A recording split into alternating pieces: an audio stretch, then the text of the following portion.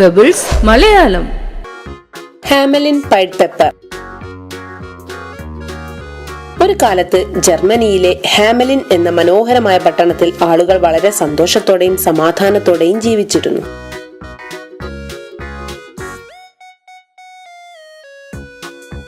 ഒരു ദിവസം പട്ടണത്തെ എലികൾ ആക്രമിച്ചു. ഹാമലിനിലെ ജനങ്ങൾ ഉത്തരവാദികളായിരുന്നു ഈ ആക്രമണത്തിന്. അവർ ഒരിക്കലും നഗരം വൃത്തിയായി സൂക്ഷിച്ചിരുന്നില്ല. എല്ലായിടത്തും മാലിന്യങ്ങൾ ഉണ്ടായിരുന്നു. എലികൾ എല്ലായിടത്തും കറങ്ങിക്കൊണ്ടിരുന്നു. വീടുകൾ, തെരുവ്, സ്കൂൾ എല്ലായിടത്തും.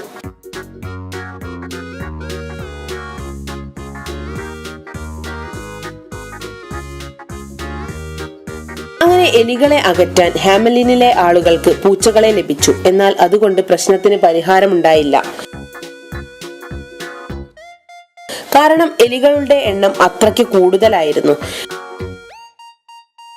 എലികൾ പൂച്ചകളെ പട്ടണത്തിൽ നിന്നും ഓടിച്ചു.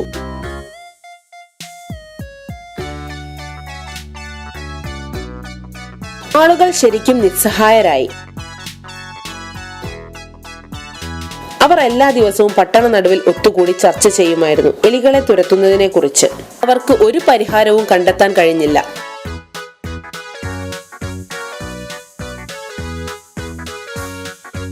ഒരു ദിവസം ആളുകൾ അവരുടെ മേയറുമായി ചർച്ച നടത്തി. എല്ലാ ആളുകളും പട്ടണത്തിന്റെ നടുവിൽ ഒത്തുകൂടി. പെട്ടെന്ന് ഒരു അപരിചിതനായ മനുഷ്യൻ മേയറുടെ അടുത്തേക്ക് നടന്നു വരുന്നത് ശ്രദ്ധയിൽപ്പെട്ടു. അദ്ദേഹം നീണ്ടു മെലിഞ്ഞ് മൂക്കുകൾ നീണ്ട ഒരു മനുഷ്യനായിരുന്നു.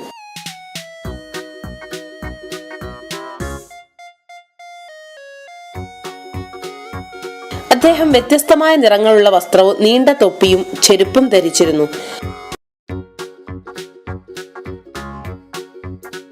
അദ്ദേഹം മേയറോട് പറഞ്ഞു, എന്റെ പേര് പൈഡ് പെപ്പർ.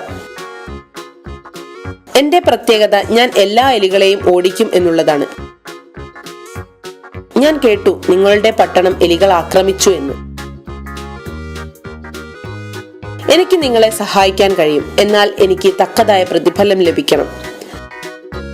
മേയർ പറഞ്ഞു, നിങ്ങൾക്ക് 5000 സ്വർണ്ണ നാണയങ്ങൾ ഞാൻ നൽകും. പൈഡ് പെപ്പർ സമ്മതിച്ചു.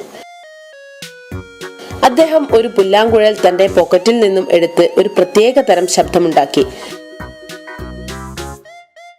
പെട്ടെന്ന് തന്നെ എല്ലാ എലികളും അദ്ദേഹത്തിന് ചുറ്റും കൂടി.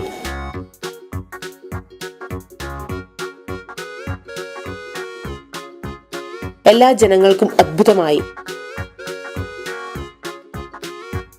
അദ്ദേഹം തെരുവിലൂടെ നടക്കാൻ തുടങ്ങി, പുല്ലാങ്കുഴൽ വായിച്ചുകൊണ്ട്. ആയിരക്കണക്കിന് എലികൾ അദ്ദേഹത്തെ പിന്തുടർന്നു.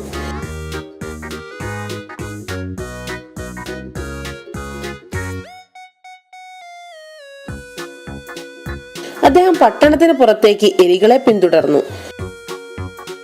പൈഡ് പെപ്പർ പുല്ലാങ്കുഴലിൽ ശബ്ദമുണ്ടാക്കിക്കൊണ്ട് തന്നെ നടന്നു.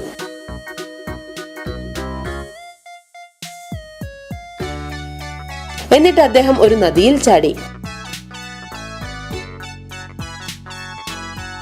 എലികൾ പുല്ലാങ്കുഴലിന്റെ ശബ്ദത്തിൽ എല്ലാം മറന്ന് നദിയിൽ ചാടി. അങ്ങനെ അവയെല്ലാം മുങ്ങി മരിച്ചു. പൈഡ് പെപ്പർ അങ്ങനെ എല്ലാ എലികളെയും ഒഴിവാക്കി.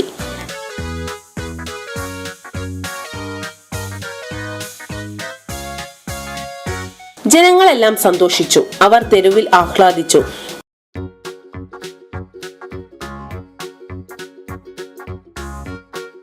പൈഡ് പെപ്പർ തന്റെ പ്രതിഫലം ലഭിക്കുന്നതിനായി മേയറെ സമീപിച്ചു. എന്നാൽ മേയറുടെ മനസ്സ് മാറിയിരുന്നു. അദ്ദേഹം പറഞ്ഞു, നിങ്ങൾ ചെയ്തത് വലിയൊരു കാര്യം തന്നെയാണ്. അതിന് ഞങ്ങൾ നന്ദി പറയുന്നു. എന്നാൽ ഞങ്ങൾ വിചാരിക്കുന്നു 5000 സ്വർണ്ണ നാണയം ഒരു വലിയ പ്രതിഫലമാണ് എന്ന്. ഞാൻ നിങ്ങൾക്ക് 500 സ്വർണ്ണ നാണയം നൽകാം. പൈഡ് പെപ്പർക്ക് ദേഷ്യം വന്നു. അദ്ദേഹം ഒന്നും പറഞ്ഞില്ല.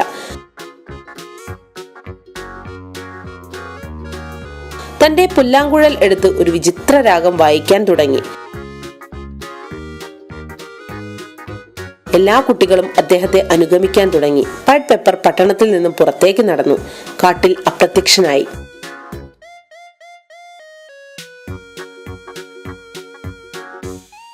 എല്ലാ കുട്ടികളും അവനെ അനുഗമിച്ചു.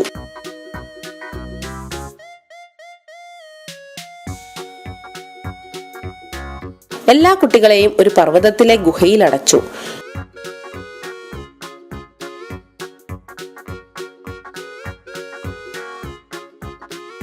കുട്ടികളുടെ മാതാപിതാക്കൾ ഭയപ്പെട്ടു. അവർ മേയറുടെ അടുത്ത് ചെന്ന് പറഞ്ഞു, പൾപ്പ് പെപ്പർ ഞങ്ങളുടെ കുട്ടികളെ കൊണ്ടുപോയി. ഇതെല്ലാം നിങ്ങൾ കാരണമാണ്. വാഗ്ദാനം ചെയ്തതുപോലെ അദ്ദേഹത്തിന് പണം നൽകണമായിരുന്നു.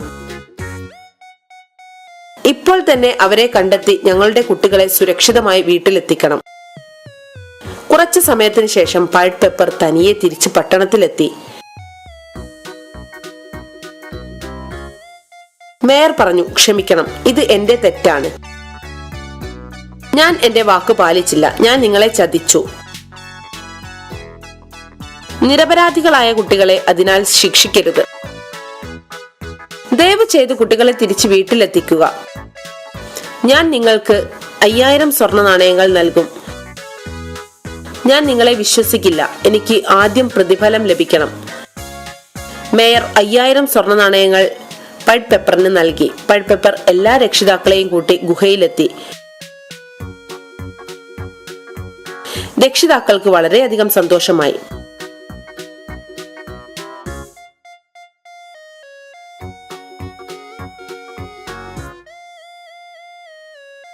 $5000 സ്വർണ്ണ നാണയം കിട്ടി. പൾപ്പ് പെപ്പർ സന്തോഷത്തോടെ തിരിച്ചുപോയി.